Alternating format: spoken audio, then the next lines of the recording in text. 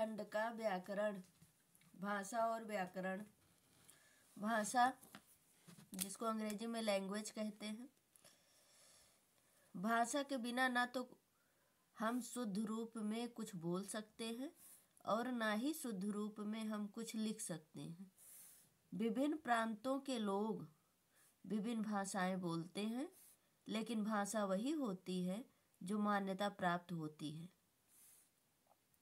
भाषा ही एक ऐसा साधन है जिसके द्वारा हम अपने मन के विचारों या भावों को दूसरों के सामने कभी बोलकर, कभी लिखकर प्रकट कर सकते हैं। यदि भाषा न होती तो एक मनुष्य से दूसरे मनुष्य का संपर्क कभी नहीं होता। अतः भाषा ही एक ऐसा साधन है जिसके द्वारा हम अपने विचारों का आदान प्रदान करते हैं। भाषा हमारे विचारों को पूर्ण रूप से स्पष्ट करती है। उदाहरण के लिए गूंगे व्यक्ति इशारों अथवा संकेतों से बातचीत करते हैं, परंतु इशारों या संकेतों को भाषा नहीं कहा जा सकता है, क्योंकि इनसे हमारी बात पूर्ण रूप से स्पष्ट नहीं होती है। पशु पक्षी भी अपनी भाषा में बातचीत करते हैं। इस प्रकार भाषा एक ऐसा माध्यम है जिसके द्वारा हम अपने विचारों का आदान प्रदान करते हैं। परिभाषा। भाषा वह साधन है जिससे हम अपने विचारों या मनोभावों को दूसरे तक पहुंचाते हैं। भाषा वह साधन है जिसके द्वारा हम अपने विचारों को या मन के भावों को दूसरों तक पहुंचाते हैं। उसे ही क्या कहते हैं? उसे ही भाषा कहते हैं। भाषा का प्रयोग हम बोलकर या लिखकर करते हैं। इसी आधार पर भाषा के दो रूप होते हैं। भाषा के भेद। भाषा के दो रूपों में पाई जाती है। एक होती है मौखिक भाषा, दूसरी होती है लिखित भाषा। अब मौखिक भाषा कौन सी होती है? जब मन के विचारों को बोलकर प्रकट किया जाता है तब भाषा का मौखिक रूप देखने को मिलता है। संसार के अधिकतर कार्य भाषा के इसी रूप द्वारा संपन्न किए जाते हैं। सभी लोग बातचीत मौखिक भाषा में ही करते हैं। इसके अतिरिक्त वाद विवाद, भाषण, किसी घटना या कहानी आदि को सुनने में भाषा के मौखिक रूप का प्रयोग किया जाता है। नंबर 2, लिखित भाषा। भाषा का वह रूप जिसके द्वारा हम अपने विचारों का आदान प्रदान वर्णों के द्वारा लिपि रूप में लिख कर करते हैं, लिखित भाषा कहलाती है। लिखित भाषा लिपि द्वारा व्यक्त होती है। हिंदी भाषा की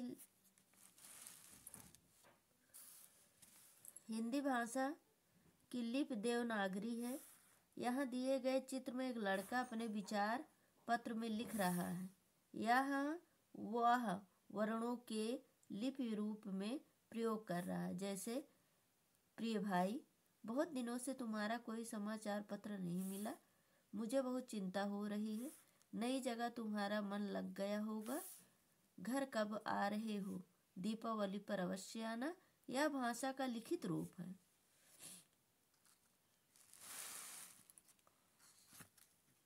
बोली। भाषा के क्षेत्रीय रूप को बोली कहते हैं।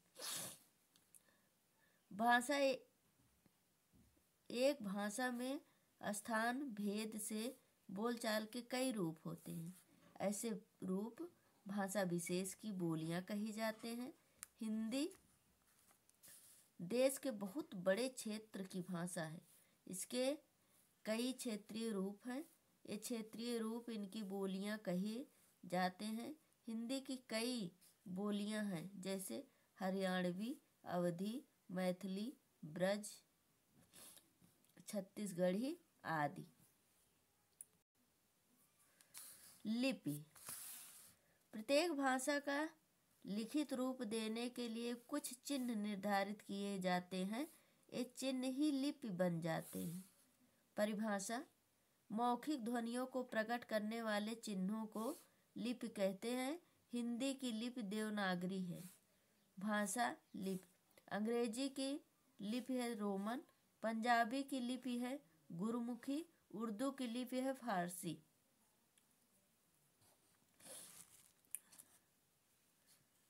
विशेष, इसके अतिरिक्त किसी देश में प्रत्येक राज्य की प्रांत की अपनी भाषा तथा लिपि होती है जिसे बोली कहते हैं।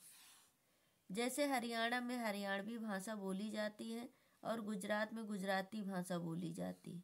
पहाड़ों में रहने वाले लोगों की भी अपनी शब्दावली होती है। विभिन्न प्रांतों के लोग अपने प्रांत की भाषा में लोक गीतों तथा लोक साहित्य की रचना करते हैं। जैसे हरियाणा में एक लोक गीत प्रचलित है, रे री छोरी बांगर की तेरी कमर मैली हो री से। छोरी को हिंदी में लड़की कहा जाता है।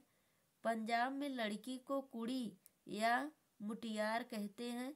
लोकगीतों और लोक साहित्य में व्याकरण का प्रयोग नहीं होता है क्योंकि इनकी रचना जनसाधारण द्वारा की जाती है। व्याकरण, संसार की अन्य वस्तुओं के समान भाषा में भी परिवर्तन होता रहता है। अधिक परिवर्तन होने पर भाषा को समझना कठिन हो जाता है। भाषा को स्थिर रूप देने के लिए कुछ नियमों की आवश्यकता पड़ती है जिससे भाषा के शुद्ध रूप को प्राप्त किया जा सके। यदि भाषा अशुद्ध होगी तो उसका ठीक ठीक अर्थ समझने में कठिनाई होगी।